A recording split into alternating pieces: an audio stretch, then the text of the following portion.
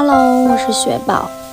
像往常一样，早上6点起来煮鸡爪，9点半煮完开始吃早餐，收拾自己。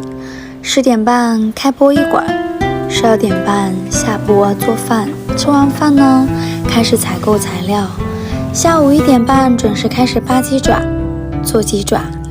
做完就已经是晚上6点半，掐着时间出摊，卖完回家已经是晚上10点半，忙完上床睡觉又是凌晨1点钟，就这样忙碌的一天就过去了。很多人都对我的家庭特别的好奇，经常问我为什么每次只提到父亲，母亲呢？难道是单亲家庭？是的，我从小就是在单亲家庭长大的孩子，所以因为家庭的关系，思想成熟的比较早，在很小的时候就成了爸爸眼中、邻居眼中很懂事的那个孩子。其实我没有那么懂事，也没有那么完美，更没有那么坚强。